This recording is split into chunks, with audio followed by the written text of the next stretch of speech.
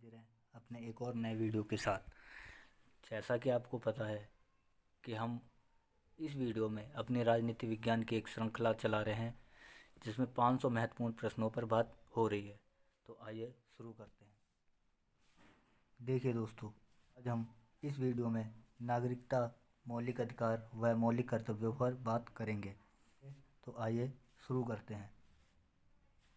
पहला प्रश्न, नागरिकता संबंधी प्रावधान भारत के संविधान में किन अनुच्छेद में दिए गए हैं?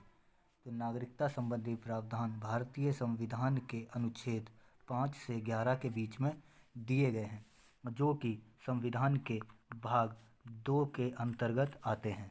ठीक है। अगला प्रश्न, नागरिकता संबंधी प्रावधान भारतीय संविधान के किस भाग में है? तो ये किस भाग में है? भाग 2 में। किस में? भाग 2 में। ठीक है। अगर हम भाग 1 की बात करें तो भाग 1 संघ और उसके राज्य क्षेत्र की बात करता है। किसकी? संघ और उसके राज्य क्षेत्र की बात करता है। कौन? भाग 1। ठीक है। भाग 1। अगर हम इसी में और देखना चाहें तो भाग 3 मौलिक अधिकारों की बात करता है। किसकी? मौलिक अधिकारों की बात करता है। ठीक है। अगला प्रश्न, भारतीय संविधान की किस प्रकार की नागरिकता प्रदान करता है? तो भारतीय संविधान एकल नागरिकता प्रदान करता है। किस प्रकार की? एकल नागरिकता प्रदान करता है। ठीक है। अगला प्रश्न, भारतीय संविधान में शामिल एकल नागरिकता किस देश के संविधान से प्रेरित है? तो यह किससे है? इंग्लैंड के संविधान से प्रेरित है। किससे? इंग्लैंड के संविधान से प्रेरित है। ठीक है। और वहीं अमेरिका की हम बात करें तो अमेरिका में दोहरी नागरिकता का प्रावधान है। किसकी? दोहरी नागरिकता का प्रावधान दिया हुआ है। ठीक है। अगला प्रश्न, किस अनुच्छेद के अंतर्गत संसद को नागरिकता संबंधी कानून बनाने का अधिकार प्रदान किया गया है? तो यह किस अनुच्छेद के तहत? अनुच्छेद 11 के तहत। किसके तहत? अनुच्छेद 11 के तहत। ठीक है। अनुच्छेद 11 के तहत संसद नागरिकता कानूनों में परिवर्तन कर सकती है। ठीक है। वहीं अगर इसी में हम अगले ऑप्शनों की बात करें तो अनुच्छेद 1 राज्यों का संघ बताता है। किसे? भारत को। ठीक है। राज्यों का संघ बताता है। किसे? भारत को। ठीक है। और वहीं अगले ऑप्शन की बात करें तो अनुच्छेद 17 जो है, अनुच्छेद 17 छुआछूत के अंत की बात करता है। ठीक है। छुआछूत के अंत की बात करता है, मतलब अस्पृश्यता के अंत की बात करता है, और यह एक समानता का अधिकार है।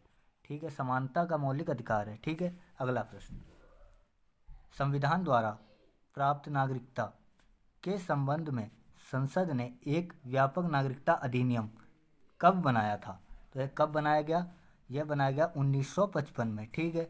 1955 में। अगला प्रश्न, भारत के नागरिकों को कितने प्रकार की नागरिकता प्राप्त है? तो हमें जैसे पहले पता है एकल नागरिकता प्राप्त है। ठीक है। अगला प्रश्न, वहीं दोहरी नागरिकता की बात करें तो दोहरी नागरिकता अमेरिका में दी जाती है। ठीक है। अमेरिका में दोहरी नागरिकता का प्रावधान है। अगला प्रश्न, जम्मू कश्मीर के नागरिकों को कितने प्रकार की नागरिकता दी गई है?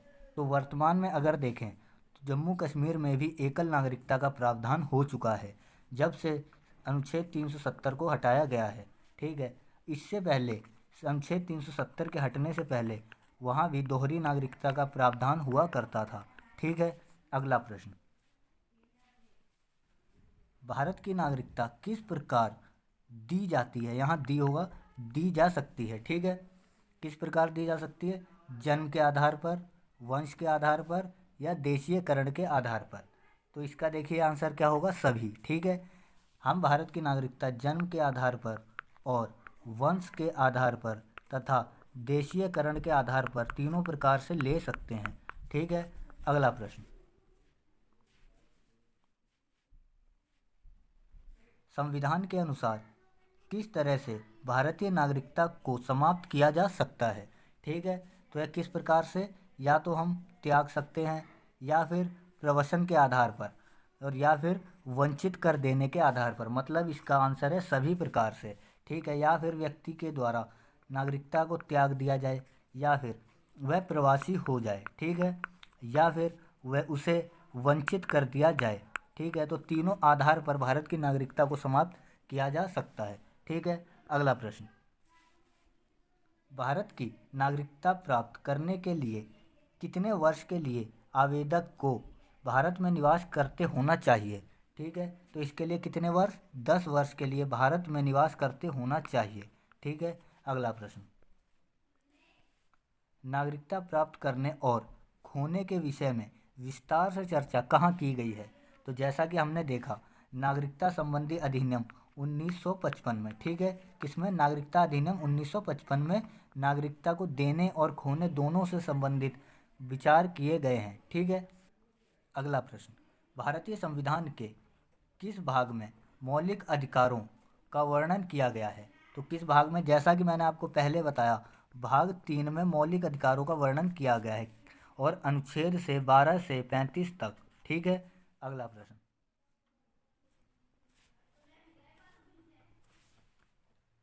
मौलिक अधिकारों को सर्वप्रथम किस देश ने एक वैधानिक मान्यता प्रदान की। तो यह कौन था, यह था अमेरिका, ठीक है। अमेरिका ने सबसे पहले मौलिक अधिकारों को एक वैधानिक मान्यता दी, ठीक है। अगला प्रश्न, भारतीय संविधान के किन अनुच्छेदों में मौलिक अधिकारों का प्रावधान किया गया है। तो किन अनुच्छेदों में, अनुच्छेद 12 से 35 भाग 3 के तहत, ठीक है। अगला प्रश्न, B.R. अम्बेडकर ने संविधान के किस भाग को सबसे अलौकिक भाग कहा है। क्या कहा है, भाग कहा है, ठीक है। तो यह किसे कहा है, भाग 3 को, ठीक है। भाग 3 को अम्बेडकर जी ने सबसे अलौकिक भाग कहा है। अगला प्रश्न, मूल संविधान के द्वारा भारतीय नागरिकों को कितने प्रकार के मौलिक अधिकार प्रदान किए गए थे। तो ये कितने प्रकार के थे, 7 प्रकार के, ठीक है। 7 प्रकार के मौलिक अधिकार प्रदान किए गए थे, ठीक है, जो कि वर्तमान में 6 रह गए हैं। कितने, 6 रह गए हैं, ठीक है। अगला प्रश्न, वर्तमान में देश के नागरिकों को कितने प्रकार के मौलिक अधिकार प्राप्त हैं। तो ये कितने प्रकार के, 6 प्रकार के मौलिक अधिकार वर्तमान में प्राप्त हैं, जिसमें से मूल संविधान में 7 प्रकार के थे, जिसमें अनुच्छेद 300 क के तहत संपत्ति के अधिकार को एक कानूनी अधिकार बना दिया गया है, ठीक है, कानूनी अधिकार बना दिया गया है। अगला प्रश्न,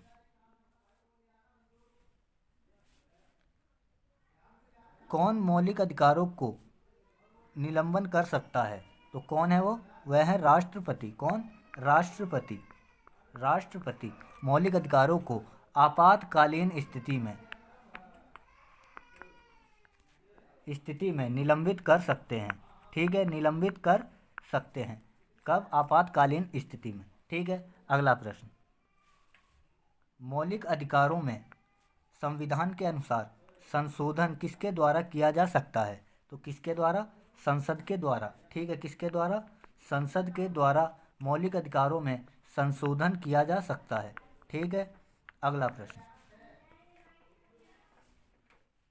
मौलिक अधिकारों का संरक्षक किसे कहा जाता है। तो मौलिक अधिकारों का संरक्षक सर्वोच्च न्यायालय, किसे, सर्वोच्च न्यायालय को कहा जाता है, ठीक है, सुप्रीम कोर्ट, ठीक है। अगला प्रश्न, संविधान के किन अनुच्छेदों में समानता का अधिकार दिया गया है।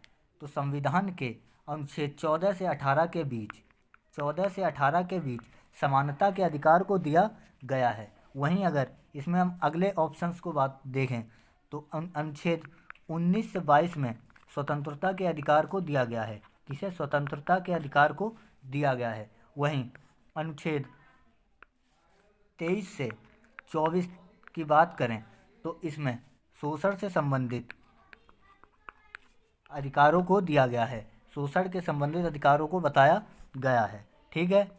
अगला प्रश्न देखिए, देखिए दोस्तों, आज हमारी ये वीडियो यही समाप्त होती है। आज हमने 22 महत्वपूर्ण प्रश्नों पर बात की। ठीक है, अगर आपको हमारा ये वीडियो अच्छा लगा है तो इसे लाइक करें, अपने दोस्तों के बीच शेयर करें और अपने सुझावों को हमें कमेंट करें। तो हमारे चैनल को अभी सब्सक्राइब करें, नालंदा स्टडी पॉइंट 24/7 को। Thank you.